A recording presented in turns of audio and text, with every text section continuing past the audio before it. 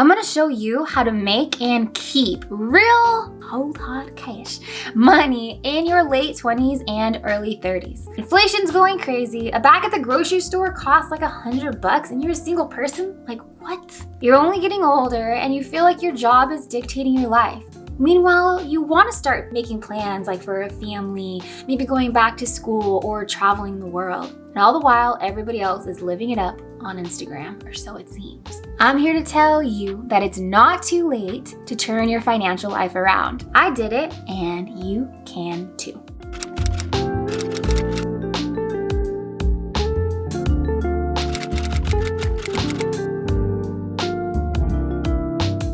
Today, I'll be sharing 3 money lessons to help you turn your financial life around.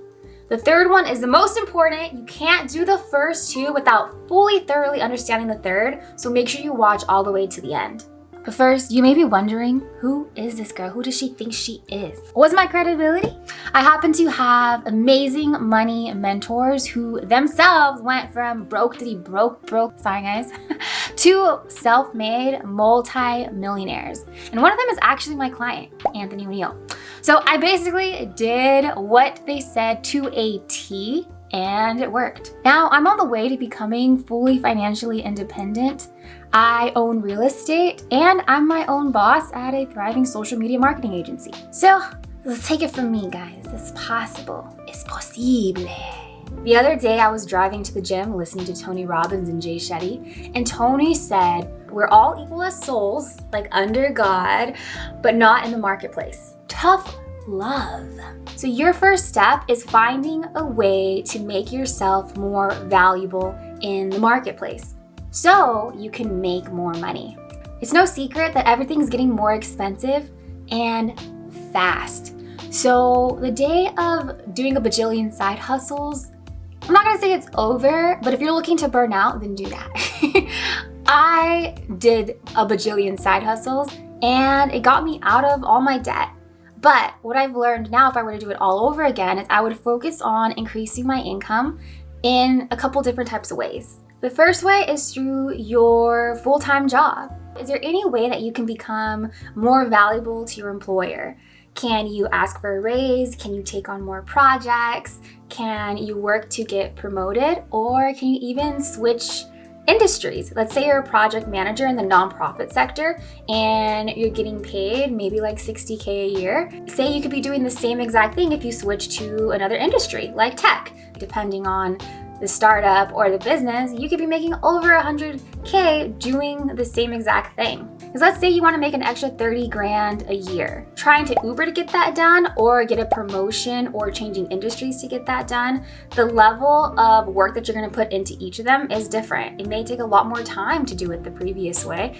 And the second way, it may be a lot easier. Maybe you go on some job interviews, add some skills, freshen up your resume. From there, you could make a bunch more money doing it like that. Some other ways to increase your income, number 1 is to add some type of certification. There are a lot of certifications online, whether it's like an online course or something like offered through Google where you can learn how to do SEO or use their Google products and then offer it to an agency or even to your job. Option number 2 is to start a business. I went from working in marketing, working in movies and movie studios, to then owning my own social media marketing agency. There was a lot of startup and education that needed to go into it before I started seeing like real money. I mean like a lot of money. But with your own business, there is no limit as to how much money you can make. Versus if I stayed in corporate marketing, then there is potentially a limit. And that limit depends on your superior. Some business ideas is SMMA, social media marketing agency. You can work to become a content creator because there's a lot of upfront work, but the payoff can be pretty nice. Or you can do something that's like service-based, like becoming an esthetician or a barber. And again, it is your own business and the limit does not exist. Now that you're working for your money, imagine your money working for you. So that means you can go maybe Sunday and wake up and your money done made you some more money. Okay, honey. I'm a poet and I didn't even know it. How do you do this? Investing. The key about investing is to use money that is extra.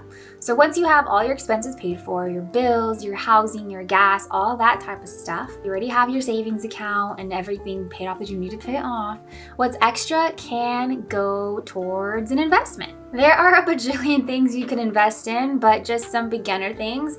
Number one is a Roth IRA. So essentially it's a retirement account, and you put your money in there and it grows. So when the time comes for you to retire, then you can pull it out tax-free. At the time of making this video, you can invest about $6,500 a year into your Roth IRA, and that kind of comes out to around $500 a month.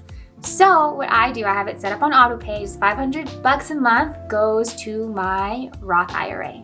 And this is wild. If you actually look at the stats of if you start investing at 25 years old versus 30 years old, that 5-year difference can come out to like a difference of like $500,000 when the time comes to pull your money out. So the thing with the Roth IRA and investing in general is you want to buy early, because that compound interest just keeps reinvesting and growing. Roth IRA may not sound sexy. I know some people who have told me like, well, I'm just gonna be rich anyways, so whatever I invest in there later, it's not gonna matter. Like, I'm not gonna do it. I'd rather just enjoy my money now. And what I say to them is I'm planning the same thing in a way. Like, I want to be rich now. I want to invest my money in things that are going to give me a faster return. But that Roth IRA is one, a backup, and two, if you happen to reach retirement age, God willing, by that time and you're super rich already, and then you pull out, I don't know, $1.5 to $2 million out of your Roth IRA, then you can just like give it to your grandkids. Or you can reinvest it into something else. You can buy some property. You can get like multi-units. You can take an amazing bajillion-dollar, multi-million-dollar vacation around the world. Worst case scenario, that's the only money you invest in your life, so that's what you have to live off of. But best case scenario, you get rich in all these other business ventures, and then that is like an extra bonus that you can use in your old age. Another fairly easy one to get into is stocks and index funds. So someone explained it to me as, you own an iPhone, right? This costs $1,200, $1,500 cash. Do you own $1,500 worth of Apple stock? Think of all the things that you use. Filming on a Canon, doing work on a Mac, driving a Toyota, I don't know. Think about the brands that you really enjoy. Maybe do some research on them, see how they've done in the past. If they are massive companies like your Apples and your Googles, things that you use on a daily basis, when you invest your money in them, the market may not move too much, but the idea is that over time it'll move up slowly versus some other things. Or if you invest in crypto, it may have like a huge jump. It's your prerogative. You always want to do research on what you're investing in first, and you want to use money that you don't need right now. Don't invest your student loans. Don't invest your rent money. Don't invest money that you got to pay back to somebody.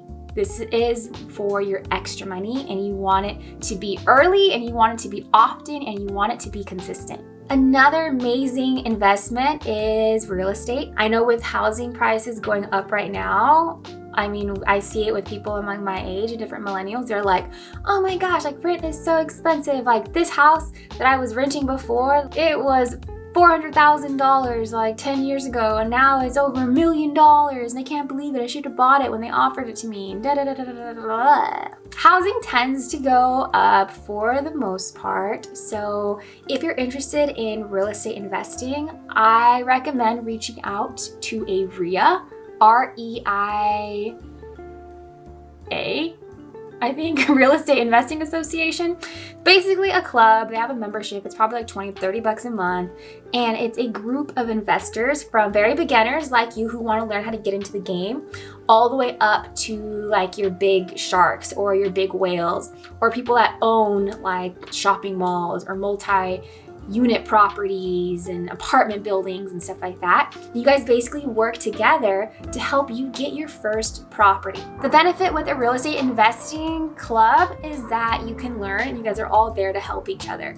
So you want to get educated on whatever you're investing in before just throwing your money in it. That limits risk and makes the reward much more possible. Making money and multiplying your money means nothing if you can't keep your money. Okay. There once was this rich guy who had a bunch of stuff and land and wealth, and he was gonna go away for a little bit, but he left his team in charge to manage his wealth. Are you guys following me here? Okay. The first team member, he gave him 5 bags of silver, and he's like, there you go, you manage that. He gave another one 2 bags of silver, and he gave another one 1 bag of silver, according to like their talents and stuff. And then they did their thing. Then the master came back after his long vacation of just feeling good and taking care of business. And when he came back, he called over his team. He's like, yo guys, how is my money doing that I left you? The first one was like, hey, you gave me 5 bags of silver. I multiplied this, basically doubled it, and now you have 10 bags of silver. And then the guy number 2 was like, you gave me 2 bags of silver. I multiplied it, invested it, did your thing, flipped it, and now you have 2 bags of silver. Now the third, he was like, yo, I was kind of scared that I was gonna lose it, so I just buried it in the ground, and you gave me 1 bag of silver, so I'm gonna give you back 1 bag of silver. The owner's jaw basically dropped. What? The first 2 guys, he was like, well done, my good and faithful employee or servant. Like, I've entrusted you with a little bit, you stewarded it well, so now I'm gonna give you more. And then the third guy who like just buried it, he was like, get out of my face. If you guys didn't realize it, this story is from the Bible, and it's the parable of the talents. The idea I want to extract today for our purposes is that if you can handle a little bit, the little bit that you do have, then you can be trusted with more that you actually want. But if you can't even handle the little bit that you have, then what makes you think that God, the universe, your boss is going to give you more to manage and more to handle? I heard someone explain this. It was saying, why are you going to use credit, other people's money, to try to make more money when you can't even manage the little bit of money that you have? It's kind of like a recipe for disaster, especially if you don't have the skills and the tools to do that yet. So I'm going to be breaking down what I feel, in my opinion, is the most important money lessons. Number 1, it's okay to say no to short-term happiness in order to build long-term stability. What does this look like? Imagine going out with your friends. How much does it cost? You are easily spending a couple $100 going out, depending on who's paying, how far it is, the Uber, the Lyft, drinks, food, all that kind of stuff. So if you say no to that short-term happiness, which is fun and good memories, but say you invest that money, or say you use it to save up to pay off debt, or using it to save up to go back to school, then you can multiply it. For me personally, this had to do with trips, because I love traveling. Not shoes, not clothes, not makeup. It was plane tickets, girl. I feel like life is short, so you gotta see the world. You gotta see what you can see. And so I had to say no to a lot of trips. So that's number 1. What is that for you? Trying to make more money to match your wild, crazy spending habits is just like trying to exercise to burn off the calories of your wild, crazy eating habits. It doesn't work. Eating 1,000 calories is so much easier than trying to burn 1,000 calories that takes a fraction of the time. Just like with money, it's a lot easier to spend $500 or spend $100 than it is to go and make $100 or $500 or $1,000. So this means that you are going to want to make a budget. How much money do you have coming in? How much money do you have coming out? Hopefully the money that you have that you're spending is less than what you have coming in. That means you're living below your means. So if you are a millionaire making $1 million a year profit, then you should be spending less than $1 million. You should be spending like $500K or something like that, so that you have time to save for future things, save for your emergency fund, save for future projects and trips. Hey, and put money into retirement so your money can work for you and you don't have to work for your money. Number 3 is budgeting. I had the hardest time with this until I started working around a lot of high net worth individuals. I realized that people that don't have that much money, they like kind of sort of have an idea of how much is coming in, coming out. But people who are making a lot of money, like multimillionaires, they know where every single dollar is going. Even if they're buying Lambos and Rolexes and expensive vacations and first class tickets, they know exactly where each dollar is going and why. They know their profit margins, they know all of their numbers.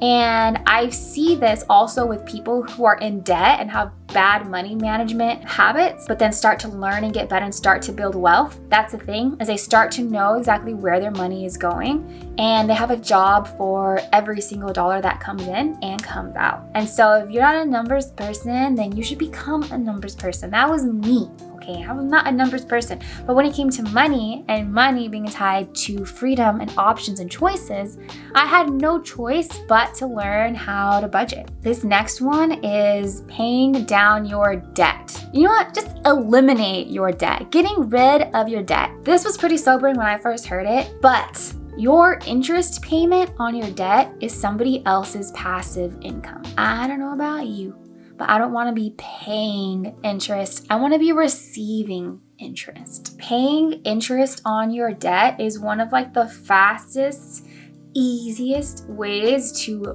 burn through your hard-earned money. Okay, so what I recommend doing, it's like the Dave Ramsey method. Basically, you got to pay off your debt first. You rank your debts from lowest to biggest, and you start paying the minimum amount on each of your credit cards and payments. It's called the debt snowball. The smallest amount you put your extra money towards. You're not using it to go out to eat, to go to the movies and all that kind of stuff. You're putting your extra money towards there. Dave Ramsey says you shouldn't see the inside of a restaurant unless you're working there. And then once that's paid off, you build momentum and you get excited about it, and you're tricking your brain and all the positive, happy hormones. You pay off the next debt and the next debt and the next debt. So ideally, you'd start with the debt snowball. If for some reason your largest debt happens to also be the highest interest, this is a very particular situation. So if you don't pay it off soon, then you're gonna have to be paying like way more money at the end of it than you would start and pay off that highest debt. But ideally, if they're all around the same amount, like interest rate, or if it's not like way more, then you start with the lowest debt. And what I recommend, I was just talking to my friend about this, and you can actually call your credit card companies and let them know what you're trying to do, and they can put a freeze on your debt. So you pay the minimum amount, you can't use your card. Your cards are basically cut up and void for 6 months or whatever. And they allow you to pay off your debt at a lower interest rate. That's awesome. Another thing you can do is actually negotiate your debt down. But that takes some pretty good negotiation skills. So find your best negotiating friend and maybe get some help. Number 5 is to increase your financial literacy. This can actually be pretty fun. And it looks like listening to podcasts.